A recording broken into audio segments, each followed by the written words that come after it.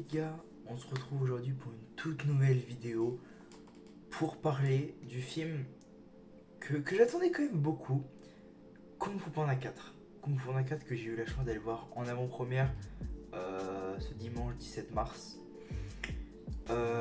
Et c'est vrai qu'il y a beaucoup de gens qui avaient de l'appréhension, je vois sur les réseaux, par rapport à ce film en mode il va pas être bien, suite de trop, ça va être de la merde. Enfin, beaucoup de gens avaient de l'appréhension. Si vous avez vu ma vidéo réaction trailer, vous savez que globalement le trailer m'a vraiment donné envie et j'avais pas de très grosses attentes parce que je m'attendais pas à un film qui allait bouleverser l'histoire, mais je m'attendais vraiment à passer un bon moment devant ce Kung Fu Panda, ce qu'on attend finalement d'un film Kung Fu Panda, passer un bon moment quoi. Et bien du coup, je dois dire que je n'ai pas été déçu.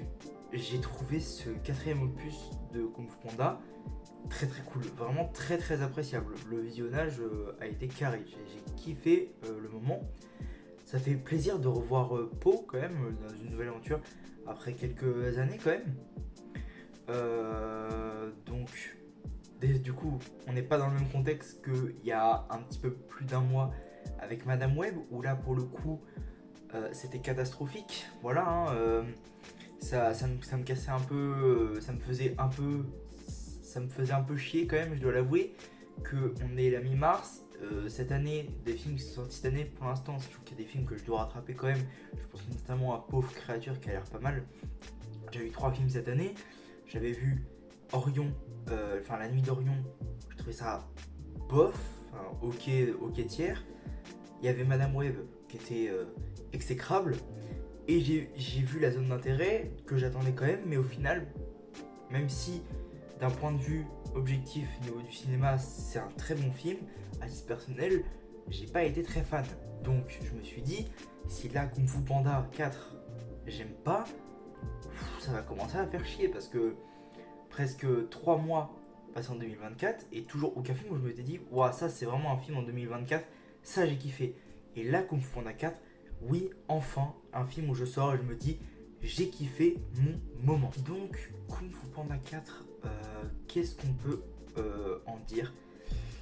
Du coup, comme on l'a vu au trailer, Kung Fu Panda 4, c'est surtout l'histoire de Po qui doit abandonner son rôle de guerrier dragon pour devenir guide spirituel de la vallée, de la paix. Voilà, même si lui, on voit dans le trailer, ça l'embête un peu et tout, il doit se trouver un successeur à ça. Et donc, du coup, ça va être un peu une quête déjà pour aller arrêter la caméléone, mais aussi un peu l'acceptation du changement. Le film parle beaucoup de cette acceptation du changement. Et donc, visuellement, déjà, c'est super beau, il n'y a rien à dire. Ça tape pas si on reste dans du DreamWorks, pour moi du Chapeau des deux, qui était absolument sublime, ou du Avenir, parce que vraiment en voyant la bande, on sait que ça a l'air sublime, le robot sauvage, mais ça reste vraiment carré, surtout qu'on sent sur certains plans éloignés, sur des falaises et tout, ça fait un peu un effet aquarelle, qui pourrait rappeler ça et tout, mais après de près, ils ont gardé l'esthétique 3D. Donc, c'est pas grave, hein, c'est beau, on est là. Donc, c'est beau. Et le film, il faut pas s'attendre à un truc de fou qui va faire des retournements de situation de taré. C'est une histoire basique. C'est une quête d'un personnage et tout. Mais en même temps, pour moi, ceux qui vont avec en tête, je veux voir un film qui va avoir des retournements de situation de fou, je sais pas pourquoi vous attendez à ça. Enfin, Kung Fu Panda, ça a jamais été une saga basée sur les retournements de situation de fou. C'est vraiment un truc où genre, les personnages tu les aimes, tu veux voir une histoire. Oui, enfin, on veut pas forcément que ce soit du classique, mais genre, une histoire sympa, c'est le but. Enfin, comme quand tu vas voir un Momoshi méchant, Momoshi méchant 4, personne ne s'attend à un truc de retournement de situation. Et voilà, et c'est pas grave pour ce genre de film. Genre, tu vas le voir pour passer un bon moment. Mais on doit quand même le dire, il est pas à la hauteur des 2 premiers films. Ça, tout le monde s'y attendait, c'était obvious. Moi, je dirais qu'en vrai, il se tape avec le 3. Parce que genre, c'est peut-être, entre guillemets, le moins bon. Mais peut-être pas, peut-être que le 3 est mon moins préféré, et encore je dis moins préféré, mais pour moi ils sont tous très très bien, hein. Y a pas de problème là-dessus. Mais en soi, genre, il faut pas le prendre en mode c'est le pire de la saga, faut pas le dire comme ça. Tu peux dire à la limite c'est le moins bon, et encore, comme je le dis, pour moi ça se tape avec le 3 quand même. Mais franchement, les gars, ils restent très très cool, enfin, genre, loin du désastre que certains s'attendaient à voir. Au niveau des personnages, bah, Poe, bah, c'est toujours le crack, c'est toujours le crack. Il fait des blagues, mais il a des moments badass de fou aussi. Poe, c'est toujours un beau gosse, c'est toujours un personnage grave, grave appréciable. En fait, rien de plus à dire sur Poe, parce que Poe, on le connaît tous, on sait comment on l'aime, et ils l'ont pas changé. Même si du coup, il doit faire cette acceptation du changement de je vais plus être le guerrier dragon. Là, je vis mes dernières aventures de guerrier dragon, mais je dois trouver vraiment un successeur pour passer le flambeau, quoi. Après, du coup, Zen, qui est un nouvel personnage. Honnêtement, Zen, je l'ai grave kiffé. Enfin, j'ai bien aimé le feeling du personnage, comment elle est et tout. Enfin, franchement, je trouve que c'était vraiment un perso grave attachant, quand même. Qui avait un bon feeling. Enfin, vraiment, genre, non, Zen, très très bon feeling. Du côté de la méchante, donc la caméléone, alors, en termes de menace, on ressent vraiment la menace. Genre, il y a vraiment, genre, tu te dis, ok, là, tu vois, c'est pas un adversaire qui va être facile à vaincre. Alors, vraiment, tu vois, pour le coup, on ressent vraiment la menace. Après, en termes de développement et d'histoire, c'est vrai que c'est un peu pauvre là-dessus. La caméléone, bon, son histoire, ouais, on te dit 2-3 trucs, mais bon, elle est pas plus développée que ça. En fait, ce qui est développé, c'est surtout son côté, c'est la menace à vaincre, et oui, elle est puissante. Ça va pas plus loin pour la caméléone. Après, je trouve ça extrêmement stylé. Le truc du comme c'est un caméléon, bah déjà elle peut prendre l'avance de qui elle veut. Et comme on voit dans le trailer, elle vole le kung-fu des autres. Alors, c'est un giga cheat code, mais en soi, je trouve le concept grave intéressant. Genre vraiment, bah franchement, ouais, c'était vraiment cool. Mais ça n'atteint pas les 3 méchants d'avant, donc Tai Lung, Shen et Kai. Enfin, vraiment, on est vraiment en dessous des 3 là, quoi. Et d'ailleurs, en parlant des méchants, parce que on voit Tai Lung dans la bande-annonce, Tai Lung, je vous rassure, ils ne l'ont pas gâché, ils n'ont pas ridiculisé Tai Lung. Il a un rôle mineur, mais Tai Lung n'est pas ridiculisé. Vraiment, pour le coup, Tai Lung, il a toujours vraiment l'ambiance à la Tai Lung. Pour les autres persos, bah, c'est 2 parents, je crois qu'ils sont Ping et Lee, niveau des prénoms. T'as des petites scènes d'humour avec eux, des petites scènes d'émotion, ça va pas plus loin. Vraiment, genre, le 3/4 du film où tu les vois, quand c'est des scènes avec eux, c'est que ça va être une scène d'humour. Vraiment, ça va pas plus loin. D'ailleurs, en parlant de l'humour, c'est peut-être vraiment le plus gros défaut que je pourrais trouver au film, c'est que des fois, l'humour, t'as des blagues où c'est vraiment drôle, et t'as des fois, tu te dis, ah, c'est un peu lourd là. Pour le coup, c'est un peu lourd. Des fois, il y a des moments où ils exagèrent un peu, et c'était pas obligé. Il y a des fois où c'était vraiment pas obligé. Après, du coup, pour les autres persos, du côté un peu plus des mecs qui font du kung-fu, j'allais dire kung-fucien, mais ça se dit pas. Maître Shifu, il a vraiment un rôle mineur. En mode, genre, il va donner des conseils à Po et tout, et Po, il va un peu les appliquer et tout. Mais en fait, il est juste là, il fait des petites blagues, il a toujours ce feeling à la Shifu. Voilà, les 5 cyclones, bah, comme dans le trailer, en fait, n'apparaissent pas dans le film en lui-même, mais restaient pendant le générique, parce que voilà, on les voit à ce moment-là, quoi, mais ils n'apparaissent pas dans le film en lui-même. Voilà, mais c'était un peu prévisible, et en étant honnête, c'est vraiment pas un problème qu'ils apparaissent pas. Déjà dans le 3, à part Tigresse, je suis désolé, on les voyait, mais pas beaucoup, tu vois. Et vraiment, pour le coup, c'est pas un problème, un film Kung Fu Panda sans les 5 cyclones. Genre vraiment, ça n'a pas du tout été problématique. C'est bien de voir un film où t'as Po avec les 5 cyclones, genre ils teament ensemble, voilà, ils combattent ensemble. Mais c'est bien aussi d'avoir une quête de Po où il est seul avec de nouveaux personnages, où il a sa propre aventure. Il n'est pas obligé d'avoir toujours les 5 cyclones. Maintenant, je vais passer en spoiler. Donc, pour conclure, pour les gens qui s'arrêtent là, déjà n'hésitez pas à revenir après pour voir la partie spoiler. Du coup, pour conclure, je vous conseille quand même d'aller le voir si vous appréciez la licence Kung Fu Panda. C'est clairement pas le film de trop de la saga, c'est un très bon moment. Donc je pense que toute personne qui aime Kung Fu Panda va trouver son bonheur dedans. C'est parti pour la partie spoiler.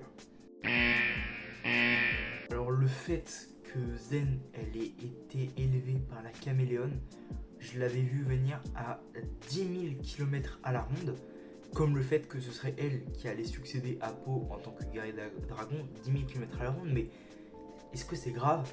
Non, vraiment c'est pas grave qu'on voit vraiment ça arriver à 10 km à la ronde.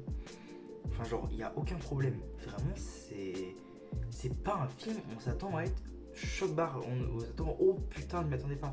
Non, on s'attend à avoir un film tranquille. Après, s'il y a des éléments qui nous surprennent d'un coup, tant mieux. Mais c'est pas ce qu'on attend le plus. Et ça m'a pas dérangé de l'avoir vu à des kilomètres à la ronde. Vraiment, c'était absolument pas dérangeant. Le fait que Po, du coup, il accepte ce changement, qu'il sait que c'est la fin de son règne de guerrier dragon, règne entre guillemets, parce qu'à la fin, il accepte de prendre Zen sous son épaule et de l'entraîner à l'aide des 5 cyclones, la seule fois où on les voit. C'est quand même plutôt sympa, voilà, parce qu'il accepte le changement. Ils avaient dit Kung Fu Panda 5 en développement, pour moi c'est évident que ça va arriver, voire même un 6. Et je vois bien du coup se construire sous la forme d'une trilogie de première trilogie, Po qui évolue en tant que guerrier dragon, vraiment qui augmente et tout. Et la deuxième trilogie, le passage de flambeau à lui qui devient guerrier, maître de la vallée de la paix, je sais pas quoi, gardien de la vallée de la paix, un truc comme ça. Et il entraîne Zen en même temps à devenir le nouveau guerrier dragon. Qui en soi, on va être honnête, on a l'étoffe, enfin genre vraiment elle fait bien le taf. Enfin au début du film non, mais en fait encore une fois par rapport à cette thématique de changement, c'est qu'en fait grâce à Po elle va changer. Elle va changer sa façon de voir les choses, tout, en fait elle va, surtout sa façon de voir les choses, la façon de savoir avec qui elle doit être pour être la meilleure personne possible. Au début elle comprend pas vraiment pourquoi Po il fait des actes gentils comme ça par gratuité, et Po il va lui montrer au fur et à mesure, et même elle va comprendre et elle va y prendre goût, ce qui est plutôt stylé. C'est classique on va dire, mais est-ce que c'est grave? Non, vraiment c'est un film Kung Fu Panda, on est là pour être chill. Par contre du coup maintenant que j'ai vu le film, les mots de Stéphanie Stein sur la production du film, déjà vraiment grosse force à elle si effectivement elle n'a pas été écoutée, qu'il y a beaucoup de ses idées qui ont été rejetées, ça a vraiment dû être pas facile sur la production. Et surtout, bordel, je me suis rendu compte en voyant le film, elle a raison sur le fait que Shen a dû être vraiment mis au dernier moment. Genre vraiment le mec, il est là vraiment en vif de vif, tu le vois de loin, il a pas une ligne de dialogue. Et limite, je me demande, parce qu'elle a dit Shen, parce que en vrai, on va pas se mytho, Shen, il égale limite Tai Lung en termes de popularité, même si Tai Lung c'est le premier, donc voilà. Et je trouve, personnellement, mais même en vrai, objectivement, Shen c'est le méchant le mieux écrit de tout Kung Fu Panda. Mais je me demande limite si Kai c'est pas la même chose. Enfin, Kai, tu l'entends jamais parler, tu le vois vraiment en vif quoi. Genre vraiment, tu vois dans le fond, vite fait la caméléone qui prend leur pouvoir. Après, c'est dans les cages, t'as Po qui arrive et qui fait ah putain, mais c'est Shen et. Bah, il dit pas putain du coup, il dit c'est Shen et Kai, mes anciens ennemis et tout. Et genre à la fin, bah voilà, du coup, quand ils disent tous bien joué Guerrier Dragon, déjà je trouve ça très stylé, le côté des méchants qui. Bah en fait, on pourrait se dire oh, ils ont l'occasion de revenir et tout, maintenant ils foutent le bordel dans le monde réel. Ils vont sortir du royaume des esprits. Et non, vraiment, ils acceptent leur sort. Voilà, on retourne au royaume des esprits, c'est notre place. Nous, on y reste. Bien joué, Guerrier Dragon. Et même Tai Lung le tient de l'autre côté. Parce qu'en fait, le seul vrai méchant développé, c'est Tai Lung. Il a des lignes de dialogue. C'est de lui que ça part. Parce que tout le monde dit putain, c'est le retour de Tai Lung, le retour de Tai Lung. Et du coup, genre, c'est lui à un moment qui a une discussion même avec Po. Il lui dit je pense que tu n'y arriveras pas et tout. Au final il dit ouais, je suis surpris, bien joué Guerrier Dragon et tout. c'est vraiment Tai Lung, celui qui est le plus développé. Comme j'ai dit dans le non-spoiler, Tai Lung n'est absolument pas gâché. Mais Shen et Kai, ça se voit à 10 milliards de kilomètres qu'ils ont été ajoutés au dernier moment. Vraiment, c'est obvious. Et c'est là que je me dis, déjà de 1, pourquoi ils ont remis au dernier moment? Enfin, genre en mode, vous remettez Tai Lung. Si vous prenez d'autres méchants du royaume des esprits, bah en fait, c'était vraiment les 3 à penser, quoi, à leur donner chacun une scène. Je sais pas, enfin, moi, dans ma tête, ça me paraît logique. Genre, je sais pas pourquoi ils y ont pensé qu'après. Surtout pour Shen, quoi. Shen, il avait quand même une histoire de dingue. Donc vraiment, je comprends pas trop le move. Et encore une fois, force à Stephanie Stein, parce que ça n'a pas dû être facile à vivre la production du film. Bref, j'ai dit tout ce que j'avais à dire sur le film, donc je vais m'arrêter là. N'hésitez vraiment pas à aller voir le film, il en vaut vraiment le détour. C'était Arachnites. Peace.